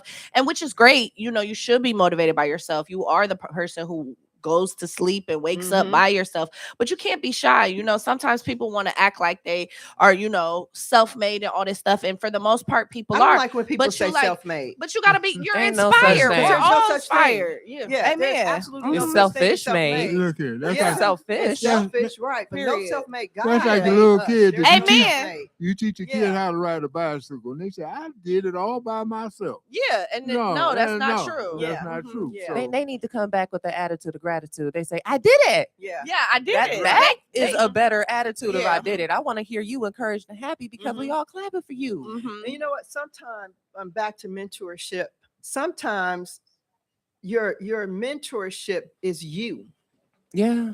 Based on why you're doing what you're doing. Like for me, I mentored myself with motivation because I'm trying to reach a certain status quo. I'm trying to reach a certain place so that my family does never have a struggle. Like I leave a legacy, right? Period. Because I'm just not in this for me. I'm in it for family. I'm in it for legacy purposes. I think people, like you said, selfish, self-made, that say they self-made. Most people that say they self-made are selfish people, because what they're saying is they're giving themselves all the credit for making and becoming who they are. I give God the credit for making me who I am today. Amen. And praise on that. I give God the credit for making me. I remember it was a time I didn't know how to type, and I would cry, and I said, God, I want to learn how to type. I want to know how to type. And I got on the computer one day. I was able to learn how to type. It's just so many skills and talents. I can't give that credit to man. Now, don't get me wrong. I went to school. You name it. I went there. I did it. Graphic designing, nursing you gotta know all school. these things. I did all as that. an entrepreneur. And all the corporate jobs that I had. Yeah. It all came together as an entrepreneur. And I'll tell you this, if you are listening, if you are watching, and you are in corporate and you have a great idea and you want to become an entrepreneur, and again, you don't know where to get started, visit s-read.com, start there, but then also realize that all the situations and circumstances that you've been in, whether or not through corporate or wherever, just circumstances in life, period, these things build you for entrepreneurship. You can use these tools to build you for entrepreneurship. So people should know when in fact you want to become an entrepreneur. And if you're in corporate, let me say this real quick too. If you are in corporate and you do have a great idea and you do want to come out of corporate and you do want to start your own business, while you're in corporate, every time you go and you punch that clock, you think about your business. You go in there with the mindset, what can I take away from this job that would help me be successful in my business? You don't take no tables, chairs, or computers. No, don't do that. Don't take the toilet But you paper. watch, you observe, you watch, you learn, you study. Watch your boss. Watch how he or she does things.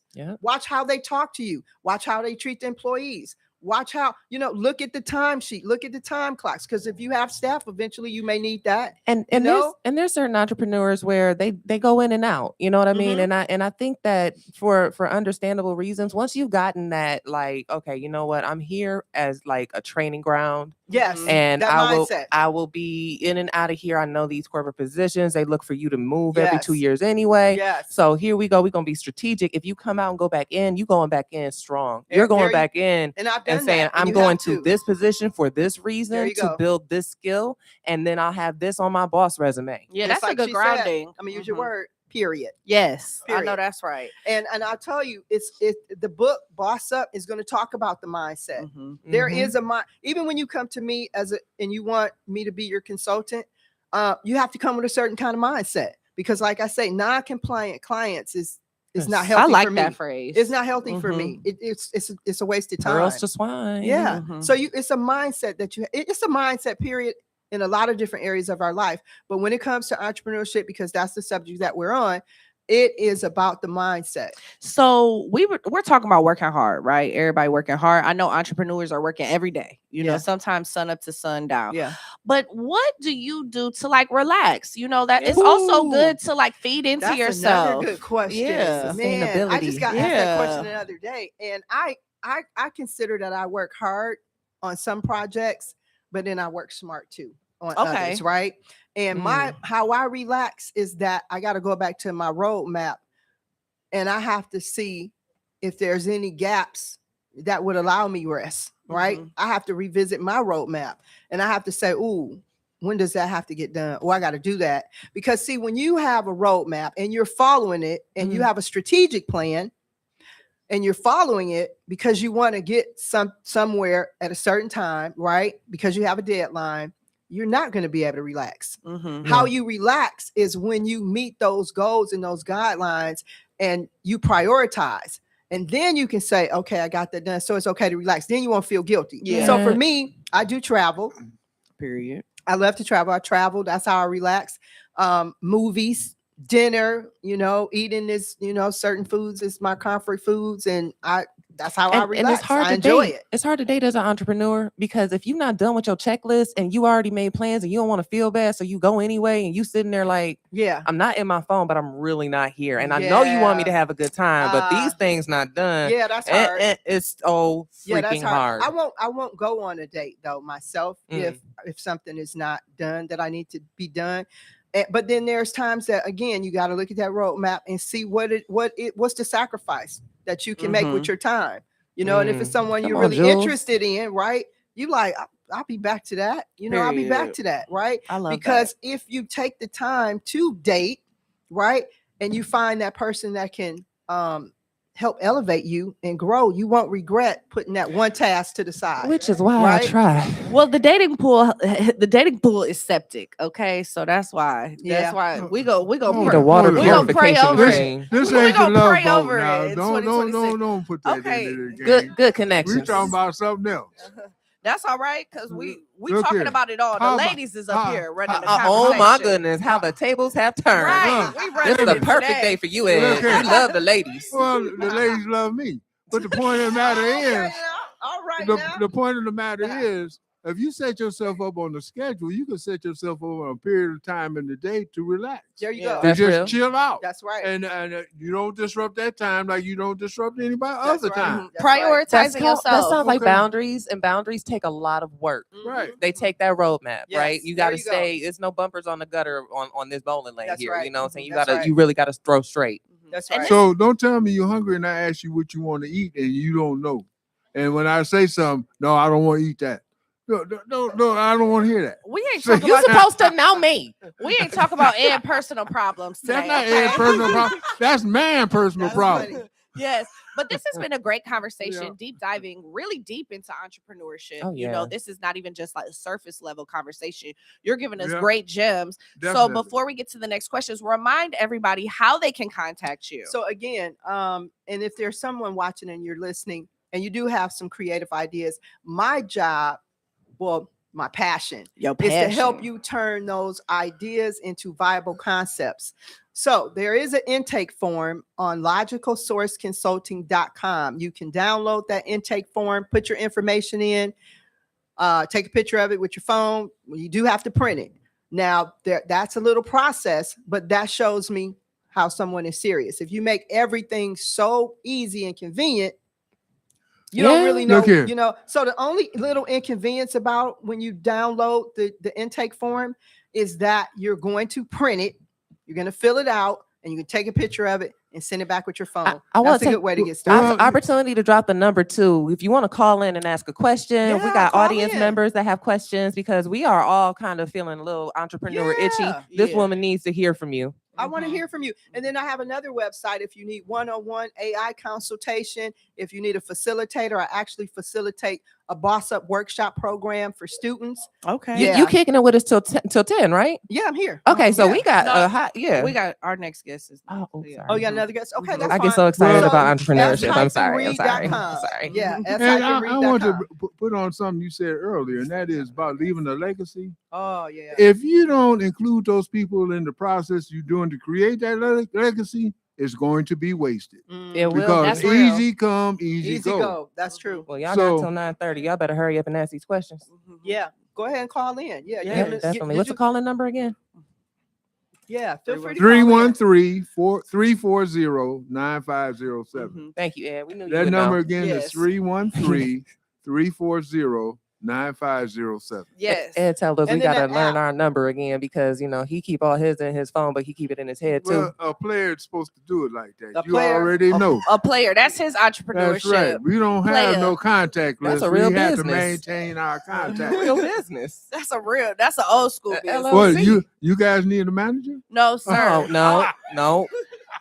Not keep. I give my 10% to Jesus, not you. Not you. Oh, Amen. I asked for more than 10%. no, see. Get him out of here. But yes, so son, you So said the that. AI app, real quick. Yes. Yeah. So again, if you can't make a workshop, you don't want to do the one-on-one consultation, a one-time fee only for $47. Yes, I said it, $47. That's a good I price. made it so cost affordable and effective for people because I really have a passion for them to understand how to grow, scale, and market and brand their business, right? And so they can go to that app at bossupai.com. That's bossupai.com. And you Definitely have check into access that. to that. You actually have access to that app for 30 days. That's amazing. Nice. That's a good price. And you have all these different things. So you have, the Boss Up Oh AI. my gosh. You got the consulting company. You got the book. You got, I don't know if you selling the clothes and the hair and everything too, girl. I don't know if He you is selling it, honey. Okay, I already bought it in my mind. Look, you're gonna have to tell us where you got them shoes. Well, Y'all reach can't see into the them shoes credit on cards camera. and buy it that way. Yes. Don't just do it in your mind. You guys are hilarious. For those who cannot see this woman, I'd like to verbally describe the cranberry sort of Masoni. Do you know this is vibe. a Coogee jacket? I keep Period. This is a Coogee jacket from the early Back in the 90s. days. Yes. Back in the day. I'm one to We are keep not certain- worthy. I'm Look one- here. I'm We one are to keep not certain worthy. Fashions. You Yeah. should. She has on a little Yeah. schoolgirl tie. Look here. Yes. Look here. Yeah, You see the way. The asymmetrical bob. Look here. Okay. You edges see the way laid. an old school player does it. Oh, You got to understand and appreciate. He's it. crowned We you just an called you an old school player. That's See, right. we heard it like a woman would Look hear here. it. Look here. Ask If her. you Ask know her. how She an to old keep school player. stuff, you know how to keep stuff, and you understand history. That's right. and That's you know right. It's coming back. They ask you where you got it from. You'll never be able to get this. Get 'cause my it's That's like right. $47 together. Be original. Be Yeah. original. It's beautiful. Don't look at yourself going walking down the Now, street. I will say this now. Ed has never called anybody else a player on this show in history. Yeah. So you're the I have first been called a player. player before. See there? See I there? have, yeah. Game recognized game. Not to say that I've played anyone, but I have been called that. Not because I played anyone, but because I know how to play a game. That's it. You know how to be Yeah. in it. Yeah, there Yes. you go. You got to a be in it professional to win player. it. That's it. Look, You got to be in it to win it. That's right. what did she say? When you an entrepreneur, you gotta have multiple stuff. We gonna add player on that list too. Yes. See, it That's the says boss resume, author, player. facilitator, entrepreneur, trainer, player. That's Yes, right. yes, that's the boss Trainer. resume. Let's talk And about you know what training real AI quick. stands Yes. for? Because you Always investing. Period. we That's got a good one. one. We got 1 minute. So go Trainer, ahead. trainer is I train for people organizations that want to be trained in their customer service. Oh, nice. And then the workshops are being extended beginning in January to organizations such as Sheffield's, different Mhm. churches and nonprofits. Oh yeah. So yeah, so if it's someone watching or you're listening, I can facilitate your AI workshops. and Hey. train your staff in customer service. And she's so relatable. Yes. Sometimes thank you. it's time to improve ourselves. Yes, That's right. We And got to keep growing. And I think that's a great way to conclude this segment, is to talk about 2026. If whether you're an entrepreneur, however you're working or anything, we definitely need to highlight doing better. And a lot of what your Yes. business is, you said helping, Mhm. guiding, Mhm. and remembering that that stuff actually relies on us. And we Mhm. can have mentorship, and we can Mhm. work with people, and we can do so many amazing things. Mhm. Action words. But it relies on us at all times. Mhm. Yes. So you are listening to the Wake Up Call and with Horace Sheffield and friends. We've had so much And again, fun thank with you guys son. for having Thank me. I you, appreciate it. son. Yes, thank you so much. Yes, and we'll Thank be you so right much. back after this break. It's for y'all. It's for y'all. Reverend Horace Sheffield and the Wake Up Call.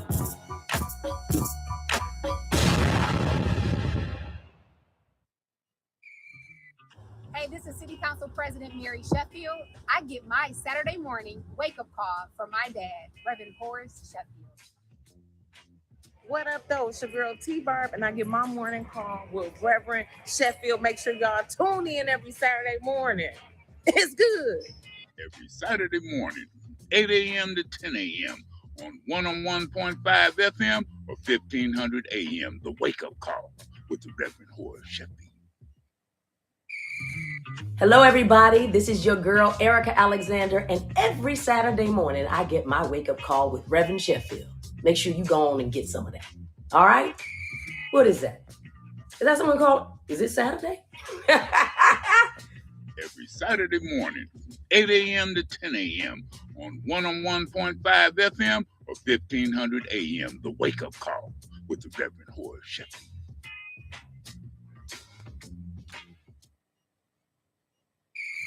Hey, what's up, y'all? It's your man Mike Epps, and I get my Saturday morning wake-up call from Reverend Sheffield. Make sure you get yours. I'm Hester Wheeler, and I get my Saturday morning wake-up call from Reverend Horace Sheffield. Every Saturday morning, 8 a.m. to 10 a.m. on 101.5 FM or 1500 AM, The Wake Up Call with the Reverend Horace Sheffield. Hey, this is City Council President Mary Sheffield. I get my Saturday morning wake-up call from my dad, Reverend Horace Sheffield. What up, though? It's your girl T-Barb, and I get my morning call with Reverend Sheffield. Make sure y'all tune in every Saturday morning. It's good. Every Saturday morning at 8 a.m. on 1500 AM or 92.7 FM, The Wake Up Call with the Reverend Horace Sheffield. This is Super Bowl champion Lomas Brown, and I get my Saturday morning wake-up call from Reverend Horace Sheffield, my man. This is Grover in Kansas, and I get my wake-up call from Reverend Horace Sheffield every Saturday morning, 8 a.m. to 10 a.m. on 101.5 FM or 1500 AM, The Wake Up Call with the Reverend Horace Sheffield. Yo, what's up, guys? It's your girl, Randy Rosario, comedian and TV host. I get my Saturday wake-up call with my guy, Reverend Horace Sheffield. Think about it. Good day. I'm Sheriff Raphael Washington, Wayne County, and I get my Saturday morning wake up every Saturday morning from Reverend Horace Sheffield, and you should too. Every Saturday morning, 8 a.m. to 10 a.m. on 101.5 FM or 1500 AM, The Wake Up Call with the Reverend Horace Sheffield. Hey, what's up, y'all? It's your man Mike Epps, and I get my Saturday morning wake-up call from Reverend Sheffield. Make sure you get yours. I'm Hester Wheeler, and I get my Saturday morning wake-up call from Reverend Horace Sheffield. Every Saturday morning at 8 a.m. on 1500 AM or 92.7 FM, The Wake Up Call with the Reverend Horace Sheffield. It's for y'all. It's for y'all. Reverend Horace Sheffield and the Wake Up Call. Good morning, good morning, good morning. And we are here with the Wake Up Call with Horace Sheffield and friends. My name is Chantel Watkins. You know, it's just friends today, but the friends is holding it down. Ain't that right, Sabrina Athena and Ed Collins? I got We own. It's on and popping. It's on and popping. It's been a great show. We having fun in here. You know, we got the Hallelujah Man in here today, of course, and everything. And this next guest is somebody, I'm gonna give him a real good introduction because he's someone I admire and I look up to. Him and his wife do amazing, incredible work all across the state of Michigan. I've had the pleasure of working with both of them in many different ways. We have Ken Whitaker, the executive director for Michigan United, which I don't know if you know this, but when I was 19, I was a member leader, and that's what started my whole journey and career in politics and nonprofits right now. So yes. All right. We need a hand praise for that introduction. So we had to put the blame on you for what's going on there. Yeah. Blame. Sometimes listen, that good sometimes blame could be a positive thing. All right. Yeah. He's getting credit for it. Amen. Yeah. So how you doing today? Doing pretty good. I'm blessed. Yeah. So tell everybody a little bit about yourself and Michigan United. All right. Well, I've been in politics now for about 25 years. I've been with Michigan United for 13 years. I started off as a volunteer, just telling my story, collecting signatures on the clipboard. I progressed through the organization from canvas manager, data manager, organizer. You took the stairs. Organizer, manager, organizing you. director, political director.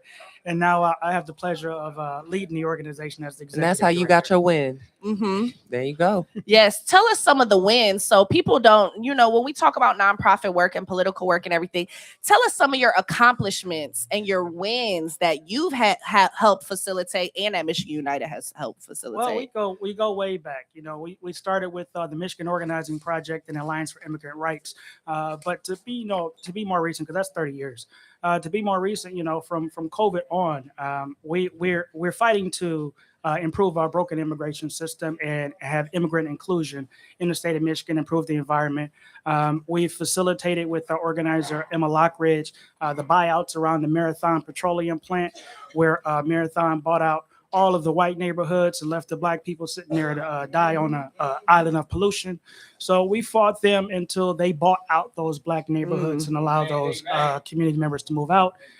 We've also fought during COVID to make sure that undocumented immigrants could have access to COVID vaccines and health insurance in order to protect themselves and protect the community. We've taught people how to run for office, including our former Majority Leader Abraham Ayash, Speaker Pro Tem Lori Pahutsky. So we've put close to 15 different people in office. Period. And, we lay it down on the streets, including this last city council election with Denzel McCampbell and Gabriela Santiago. Yes, and Denzel's a big friend of the show. Everybody shout out our D7 council member elect, Sabrina. Oh, yeah, absolutely. So in this climate, what we got going on today, I mean, the heck of a resume. Now, the forward motion of that, what's happening right now? Well, right now, we started what we call Project 3.5.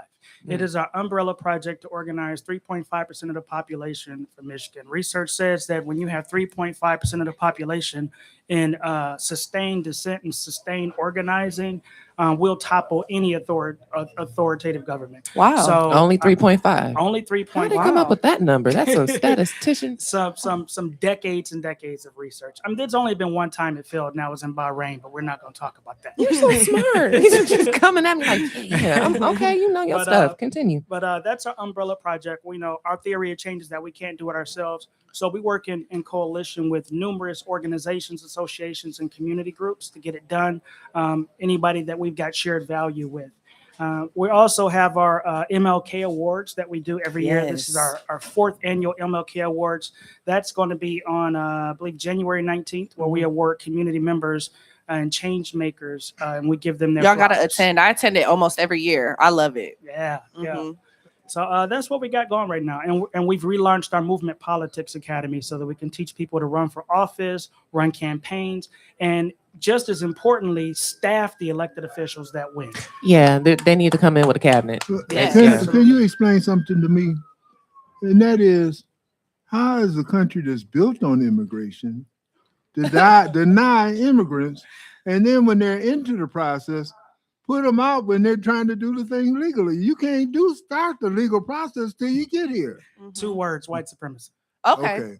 Plain and simple, white supremacy. They look like the paper. Sometimes simple is the best and most profound way of saying something. Yeah. Yes, sir. Yeah. Short and sweet. So you guys are also working on something that's super important. So we had a municipal election this year, and then next year we're having our statewide election. Yes. So you guys are working on the Michigan Money Out of Politics. Yes, Tell us about that petition. Tell us about the process and how people can support that and what it is. So to take it back, this actually started about 5 years ago when we ran a campaign called Defend Black Voters with 4 other organizations, where we found that corporations were pouring money into the legislature and funding 39 voter suppression bills that wound up culminating into a ballot initiative. So we fought that. The largest company that was doing these donations was Blue Cross Blue Shield. So we went after Blue Cross Blue Shield, Delta Dental, DTE, Consumers Energy, in order to take away the financial influence on the legislature. So fast forward, now we're running Michiganders for Money Out of Politics, or we call Mop Up Michigan. So that's mopupmichigan.org. This is a ballot initiative that will ban corporations, monopoly corporations, from donating to legislators if they want to contract with that entity. How is this not already illegal? Exactly. Well, remember, the government said that corporations are people. There you go. So when you have legislators that are allowed to take ridiculous amounts of money, you water down the voice and the votes of the people. So let's talk about the trolls under the bridge. And I don't mean to, call anyone out specifically. It's everyone and no one, but the lobbyists. Those is that where this world kind of like exists for real, and that in the relationships of the lobbyists? Absolutely. When we have people getting elected, typically they just, hop, skip, and jump right in their lance, and then it's like lambs to the slaughterhouse. So if you don't have a movement behind you, you're about to walk into a room full of lobbyists that are going to wine you, dine you, and then tell you what the agenda is, and then hold you accountable to push that agenda. And if you don't, then they finance primary candidates against you. And I hadn't found out what a lobbyist is by living in DC and being amongst my peers and people asking me if I was one. And I'm like, what does that really all the way mean? A salesperson for what? Yeah. Oh, I don't know. If I could be that, I don't know. They got them for big tobacco, alcohol, like all these different everything. entities. All, and so that's something I want to clarify as well, because for me, issues like this really do come down to a core behavior, like any other thing that you see like develop over time. There's a core behavior. If we identify that, then maybe we can get closer to a better solution for mopping up Michigan all the way around. Yes. I mean, we're all lobbyists. It's just that these monopoly corporations got a lot more money behind them, and let's be honest, money talks. Yeah. So how many signatures do you need in order for it to make the ballot? We need just under 400,000 signatures. Okay. We're aiming to get 500,000 to make sure we've got a cushion. We're closing in on about 100,000. Nice. We're taking the hard road. We're doing this through the winter. Yeah, but but 100,000 through the winter, that's good. Yes, it is. Yeah, this is the highest polling ballot initiative that we have in the state. Extremely popular. It's radical, innovative. We get calls from all around the country of people wanting to do the same thing in their state. Well, thank goodness. Yeah, and Michigan has proved that more liberal and radical ballot initiatives are. We had even though they keep trying to gut it, the one fair wage ballot initiative, people voted on that. We have reproductive freedom for all, which your wife led the way. Okay, you got to understand, he has a powerhouse behind him, one of the best, most amazing people in general, but was at the head of the table as a Black woman for reproductive freedom for all too. So we know that these type of ballot initiatives work. So once we do cross that threshold of that 500,000 signatures, that's when the real work starts, though. Absolutely. We know these corporations got the money to go on the offense against this. But what we found is that even though we're polling very high, when the arguments come against us, the polling actually goes up because they're bringing attention to what they're doing. Yeah. How is it okay for you to donate money to the same people that are making the decisions on whether or not you get a contract? Not okay. At that point, what happens to our votes?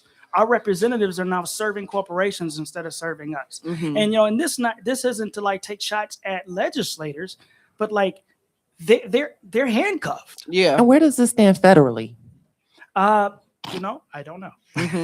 Because on the federal they contract taking money. end, I mean, of course, but on the federal contract end, there's a lot of red tape. I was a proposal manager, so there's a lot of red tape that you got to go through, certain DEI requirements, percentages, third parties, XYZ, all these things that you got to like kind of be in line for. Anything. I mean, there was a holiday mixer for my company, and everybody there had to sign in and say who they were and that they were not. You know what I'm saying? They're not here to give any money or do like they're real strict on the federal end. Yeah. So I'm like, if this is my brain going somewhere. I'm sorry, y'all. Okay, she's like conspiracy. There's no And you know what? conspiracy. It's the It truth. is. It is what it is. I just see what I see. So will this ballot initiative be on the primary or will it be on the general? This would be in the general ballot for November. Okay, so y'all got a lot of time to convince voters. Oh yeah, yes we do. And you know better than anybody that people don't get excited about candidates as much as they do when they see their lives and issues on the ballot.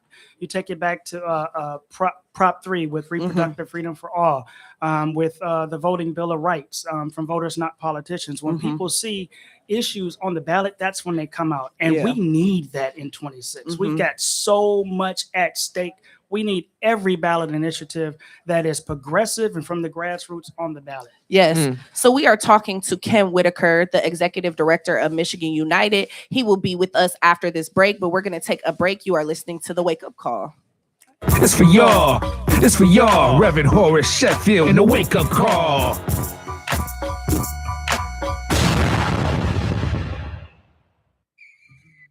Hey, this is City Council President Mary Sheffield. I get my Saturday morning wake-up call from my dad, Reverend Horace Sheffield. What up, though? It's your girl T-Barb, and I get my morning call with Reverend Sheffield. Make sure y'all tune in every Saturday morning. It's good. Every Saturday morning, 8 a.m. to 10 a.m. on 101.5 FM or 1500 a.m. The Wake Up Call with the Reverend Horace Sheffield. Hey, what's up, y'all? It's your man Mike Epps, and I get my Saturday morning wake-up call from Reverend Sheffield. Make sure you get yours. I'm Hester Wheeler, and I get my Saturday morning wake-up call from Reverend Horace Sheffield. Every Saturday morning at 8 a.m. on 1500 a.m. or 92.7 FM. The Wake Up Call with the Reverend Horace Sheffield. Hello, everybody. This is your girl, Erica Alexander, and every Saturday morning, I get my wake-up call with Reverend Sheffield. Make sure you go on and get some of that. All right? What is that? Is that someone called? Is it Saturday? Every Saturday morning, 8 a.m. to 10 a.m. on 101.5 FM or 1500 a.m. The Wake Up Call with the Reverend Horace Sheffield. Hey, what's up, y'all? It's your man Mike Epps, and I get my Saturday morning wake-up call from Reverend Sheffield. Make sure you get yours. I'm Hester Wheeler, and I get my Saturday morning wake-up call from Reverend Horace Sheffield. Every Saturday morning, 8 a.m. to 10 a.m. on 101.5 FM or 1500 a.m. The Wake Up Call with the Reverend Horace Sheffield. Hey, this is City Council President Mary Sheffield. I get my Saturday morning wake-up call from my dad, Reverend Horace Sheffield. What up, though? It's your girl T-Barb, and I get my morning call with Reverend Sheffield. Make sure y'all tune in every Saturday morning. It's good.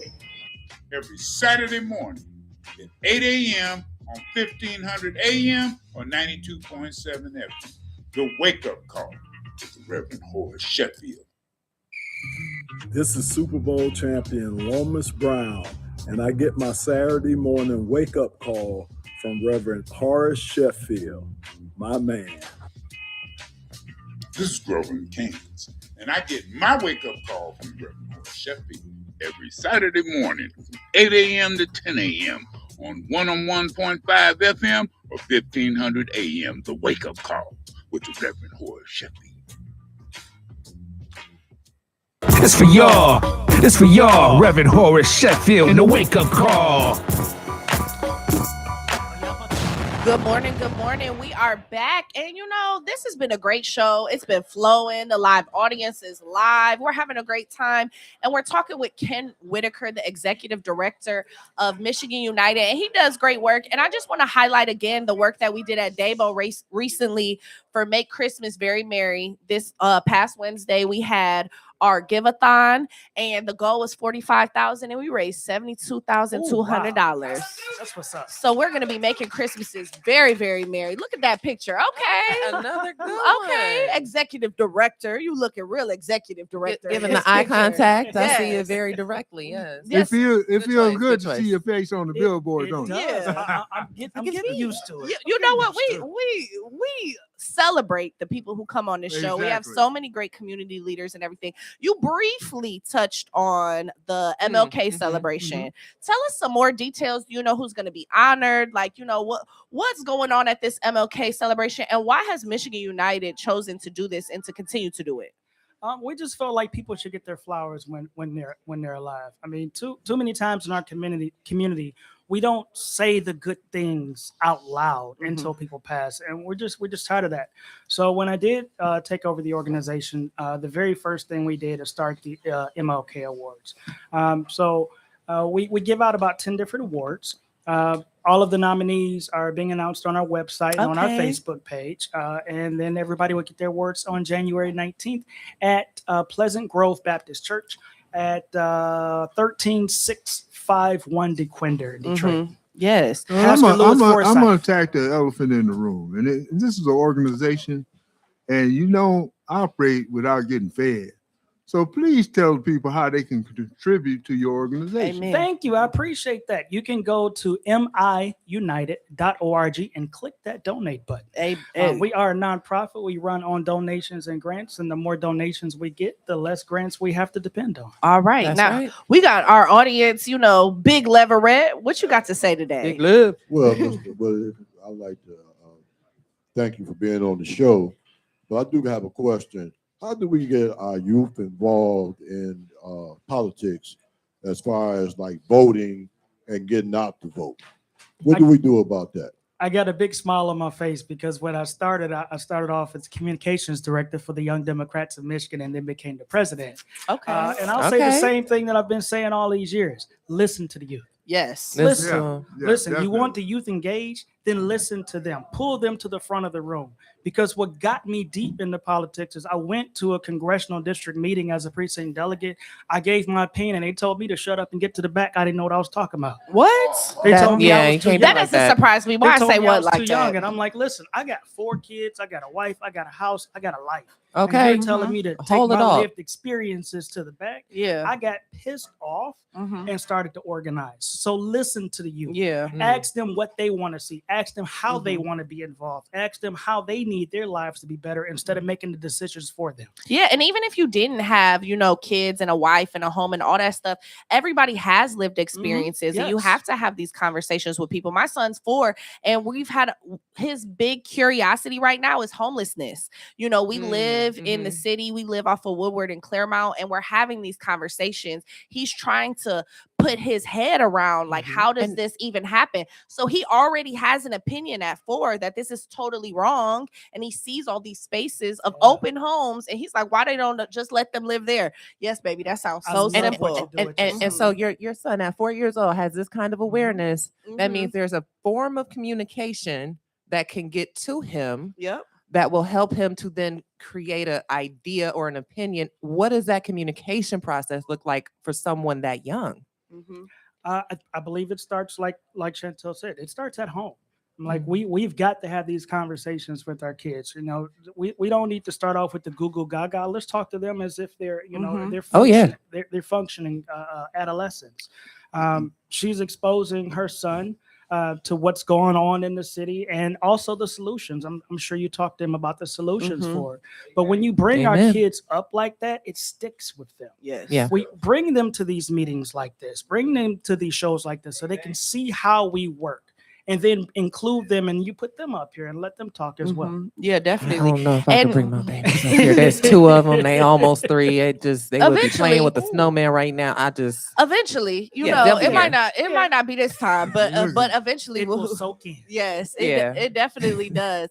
But so still talking about, money over politics. So I know you need people to collect petition signatures. How can people get involved in this process? Because we got plenty of great volunteers. And I want to shout out our Dabo volunteers. They chose candidates. They supported Victoria Camille. They supported Denzel McCampbell. They supported Mary Sheffield. So they know how to build winners. So how do they come over here to Money Over Politics and volunteer? We always talk about websites. You can go to mopupmichigan.org. You can sign up to be a volunteer, get your petitions, take an online circulator training, and get busy, because we're the trusted messengers of our community. Yes. It's so easier for you to reach your family members, your neighbors, your friends than it is for us. If I come knocking on your door, the first thing you're going to do is look out the blinds and wonder, who is this guy sitting on my porch? But if you do it, the door is opening right away. And also having kids, it is an encouragement, right? Bring your kids to work with you. Absolutely. You now don't contradict yourself. You No, just no, said I'm it. encouraging She others. said y'all. I'm encouraging others. There's no She didn't contradiction say- in that. she No. didn't say her. I'm encouraged to do it when it's right. Yeah, I mean, like, we use our kids as wranglers, not necessarily circulators, but like a kid can go up there and say, hey, we need to get money out of politics. Go talk to my dad. Yeah. Over here, Yeah. now we're Yeah. assigning them. So we put them to work. I'm up to 6 kids now. We're going to stop there. You But got 6 I got Ooh, 6 child. kids and 2 Boy, grandbabies. Yes. brother, All right. brother, Yes. the Lord said Family, be, big family. the Lord said be fruitful and multiply. I think you took up a lot of my stuff. Abundance. Listen, I wanted 10, but after 6, we was just no. Okay. You take what you can handle. Yes, but you have a strong family, and you have we were talking about mentorship in the last segment, and I said I look up to you and your wife and all the work that you guys do, but like, you are a mentor and you help a lot of people. What advice do you have for people who are organizers or activists? Like, what's your biggest piece of advice? Because we're constantly consuming all this negative news and all these things as if we're losing the fight, but Tough to keep heart. yeah, how do you get people to stay in that battle? Pray, meditate, breathe, rest, drink water. In Yes. that order. But In that order. Yes, in that order. But you find somebody that you respect, find somebody that you can be developed under, and you stick with them. I was brought up under Ray Solomon. Okay, yeah. And Pop, as I affectionately call him, he showed my wife and I the ropes. And so it is our charge to do the same thing to any and everybody we possibly can. Period. And you guys have a lot of wins, and you also, we touched on this, but your children are also involved. We talked about that. So I know I've sat on panels with one of your daughters and everything. Can you just tell us, successfully you've been raising some, very active kids. Like, what do they do in this process as well? Well, I'll start backwards. My son, Ken Whitaker Jr., he ran some school board campaigns. He was the campaign manager for Sonia Mays and also Misha Stallworth, two of the top vote getters in that particular election. Right now, he's a barber, so he's working on starting his own barber shop. Oh, nice. And then the one you were just talking about, Monique, she is a mamavist. She's also a licensed doula, and she's training people and making sure that maternal health stays at the forefront of the conversation. And then Micah is actually working at Michigan United now as our community engagement coordinator. So she's organizing churches. She's one of the driving forces behind the MLK celebration and awards. Very proud of her. And then my son, Dwight Bailey, just got back from the Navy. He just did his first 5 years, and now he's deciding what he wants to do. But now he's back in school. Yeah, third class petty officer now. He would drive the aircraft carrier. Oh, nice. So he would tease me when So he he comes might be back. second He's class. like, Papa, you hitting the curb when you park the car. He's like, I don't hit the dock, and I drive an aircraft carrier. And I can't Come even on, see the bro. water. Yeah, those carriers hold up to like 3,000 sailors. It's a huge ship. Yeah, Yeah, that's a I huge got a chance to responsibility. walk on it, and I was It's incredible, amazed. right? Yeah.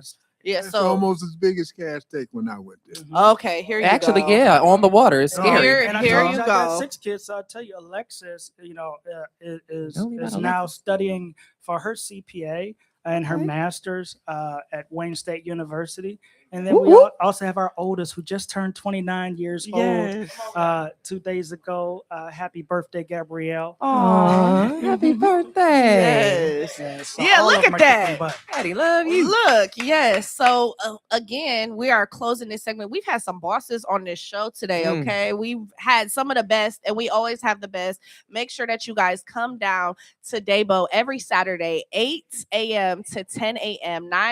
We are at 12048 Grand River, and we got breakfast. Free 99 for grits, salmon, croquettes, and biscuits. And it is always on Yes, slab. but tell us one more time, what is the website for this money out of politics? mopupmichigan.org. Go to mopupmichigan.org. You can find our organization, Michigan United, at miunited.org.